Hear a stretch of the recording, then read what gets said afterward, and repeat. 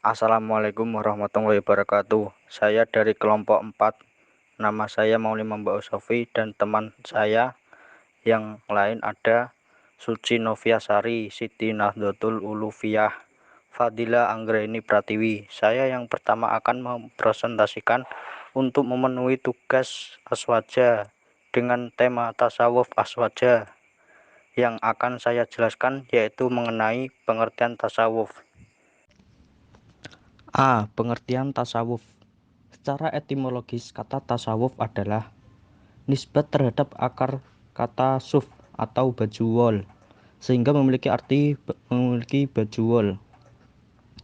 Seperti halnya kata takomus yang berarti memakai baju kemeja. Nisbat pada akar pada komis baju kemeja. Dari sini sepintas dapat disimpulkan bahwa tasawuf berhubungan erat dengan penampilan, mode formalitas, yaitu memakai baju wol. Kata tasawuf yang semula membawa arti penampilan, mode dan formalitas, yaitu memakai baju wol, kini telah mengalami perkembangan dan perubahan menjadi nama bagi suatu prinsip kehidupan yang menjauhkan dari keduniaan.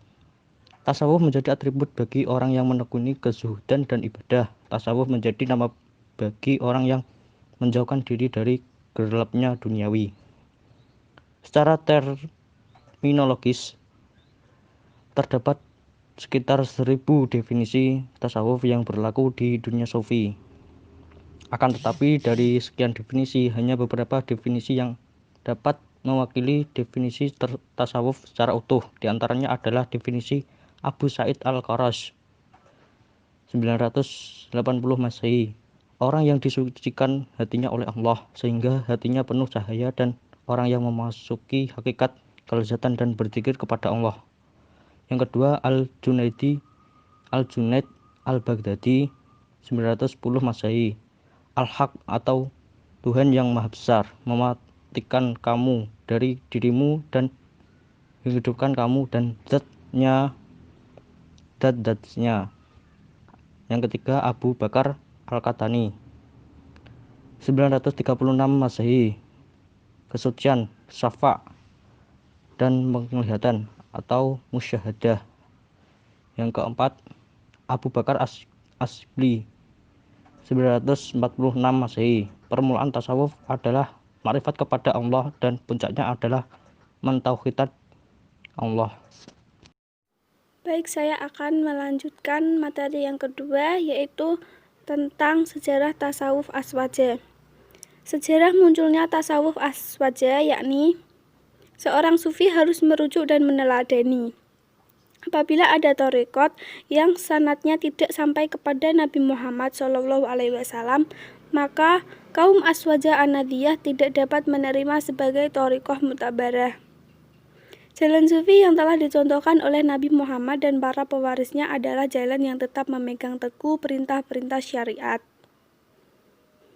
Karena itu, kaum Aswaja Anadiyah tidak dapat menerima jalan sufi yang melepaskan diri dari kewajiban-kewajiban syariat, seperti yang terdapat dalam tasawuf al-halaj atau al-hulul, dengan pernyataannya ana al-haq atau tasawuf Ibnu Arabi. Karena itu, kaum Aswaja Anadiyah hanya menerima ajaran-ajaran tasawuf yang tidak meninggalkan syariat dan akidah, seperti yang terdapat dalam tasawuf Al-Ghazali dan Junaid Al-Baghdadi.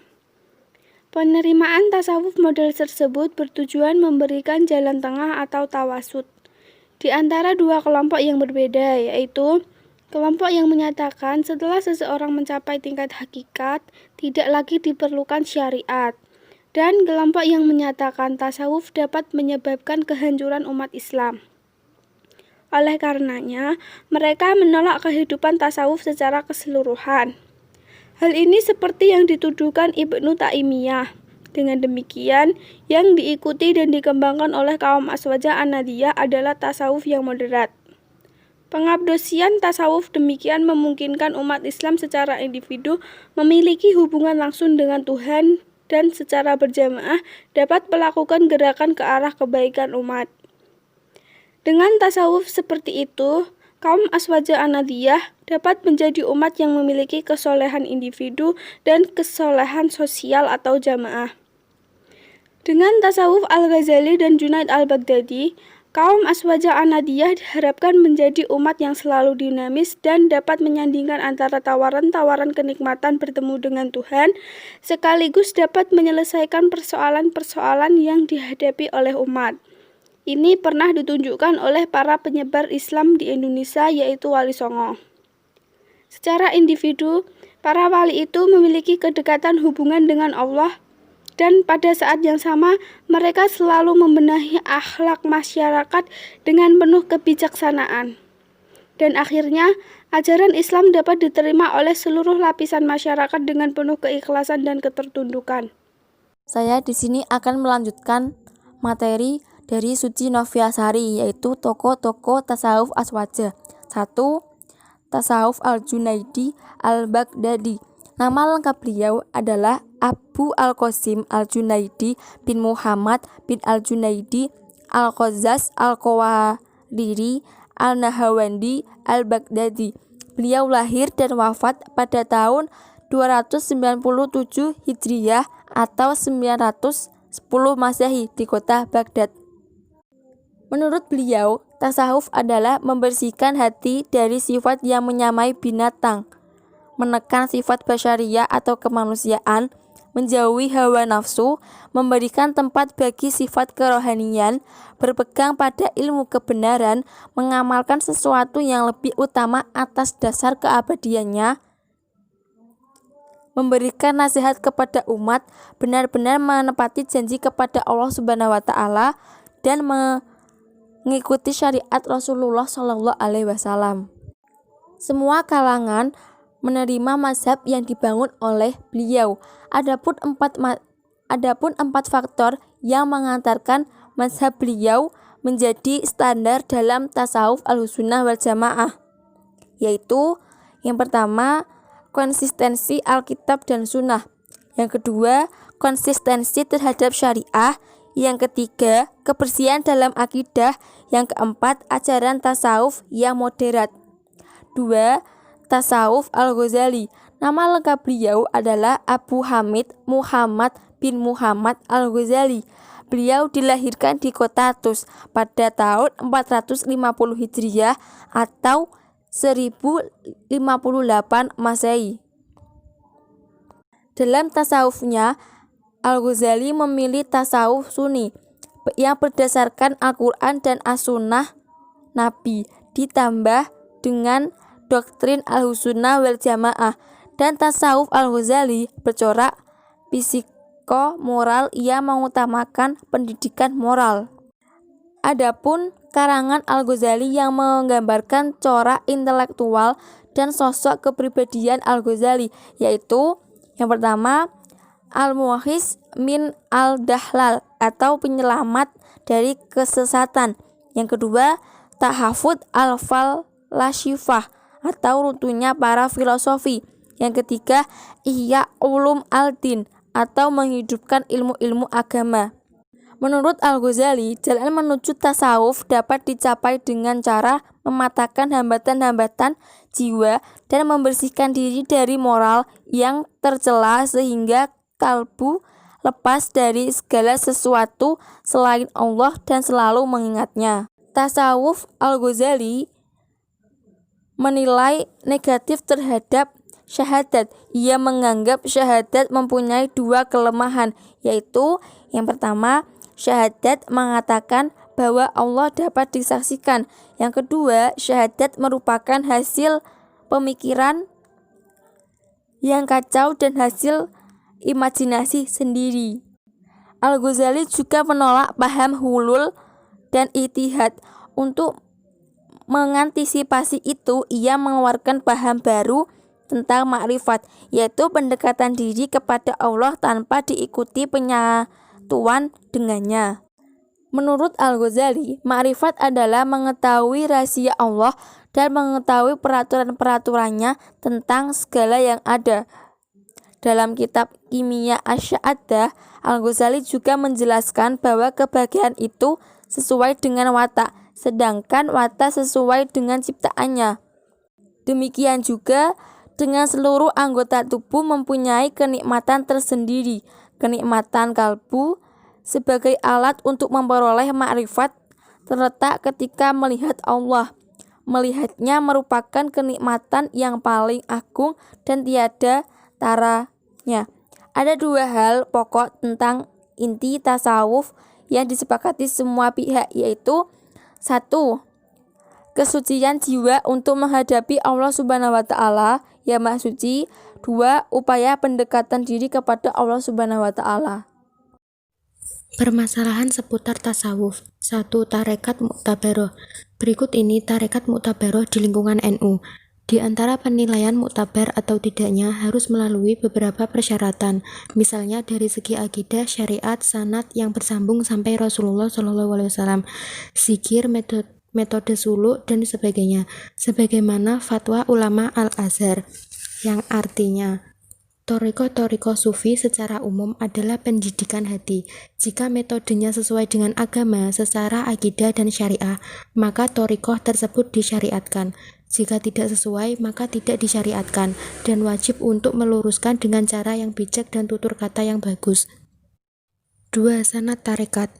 Semua tarekat yang muktabaroh atau diakui keabsahannya harus memiliki sanad atau mata rantai zikir yang tersambung hingga Rasulullah SAW. Salah satu contohnya zikir tarekat yang banyak berkembang di lingkungan Nahdliyin. Sanad talqin zikir tersebut dari Syekh Mahfud At-Tarmasi, dari gurunya Syekh Abu Bakar bin Muhammad Syatta, dan masih banyak lagi sanadnya. Di sini terdapat makna kutipan riwayat dari Amiril Mukminin Ali bin Abi Thalib, bahwa beliau bertanya kepada Nabi, "Wahai Rasulullah, tunjukkan kepadaku jalan yang paling dekat kepada Allah, yang paling mudah dan yang paling utama di sisi Allah." Nabi bersabda, "Teruslah kamu berzikir kepada Allah saat menyendiri." Ali berkata, "Yang seperti ini adalah keutamaan zikir. Semua manusia juga berzikir." Nabi bersabda, "Bukan begitu wahai Ali, kiamat tidak akan terjadi selama di atas bumi ada yang mengucapkan Allah." Ali berkata, "Bagaimana cara saya berzikir wahai Rasulullah?" Nabi bersabda, "Pejamkan kedua matamu dan dengarlah ucapanku 3 kali. Lalu kamu ucapkan dan aku mendengarkan." Lalu Nabi mengucapkan La ilaha illallah 3 kali, memejamkan kedua matanya dan mengeraskan suaranya. Ali mendengarkannya. Lalu Ali mengucapkan La ilaha illallah 3 kali, memejamkan kedua matanya dengan suara keras. Hadis ini disampaikan oleh As-Sinwani dalam kitabnya Ad-Durar As-Saniyah, mengutip dari Raihan Al-Qulub fi Al-Tawasul Al-Mahbub, karya Syekh Jamaluddin Abi Al-Mahasin Yusuf bin Abdillah bin Amr Al-Jami Al-Kaurani. 3. Sanad tarekat yang terputus. Terdapat riwayat yaitu faman lam tattasil silsilatuhu ila hadrati nabawiyah fa innahu maktu'u faidi walam yakun warisan min Rasulillahi sallallahu alaihi wasallam wala tukhadu minhu mubayya'atu wal ijazah. Maksudnya ialah barang siapa silsilahnya tidak tersambung kepada Rasulullah sallallahu alaihi wasallam, maka orang tersebut terputus berkahnya, bahkan pewarisnya, dan tidak boleh berbaiat kepadanya maupun ijazah. 4. Ijazah zikir lewat mimpi. Ad-Dari meriwayatkan dari Ali bahwa beliau berkata, "Wahai pembawa ilmu, amalkan ilmumu." Sebab yang namanya orang alim adalah orang yang beramal sesuai ilmunya. Syekh Ali Al-Dakak berkata, "Jika seseorang mendapatkan ilham tanpa guru, maka ia tidak akan mendapatkan rahasianya sedikit pun." 5. Mursyid sempurna. Maksudnya di sini adalah mursyid harus memenuhi beberapa syarat. 1. Harus mengetahui kebutuhan para murid, baik tentang hukum fikih dan tauhid, yang dapat menghilangkan keraguan yang dialami oleh murid di masa permulaan, agar ia tidak bertanya kepada orang lain. 2. Mursyid orang yang mengetahui terhadap kesempurnaan hati, etika hati, keburukan nafsu, penyakit nafsu, serta cara mengobatinya dan menjaganya. 3. melaksanakan apa yang ia perintahkan kepada muridnya dan meninggalkan apa yang ia larang kepada muridnya, hingga ucapannya dapat membekas di dalam hati. Mungkin itu saja yang dapat kami sampaikan, kurang lebihnya mohon maaf. Sekian dari kelompok kami, semoga bermanfaat. Wassalamualaikum warahmatullahi wabarakatuh.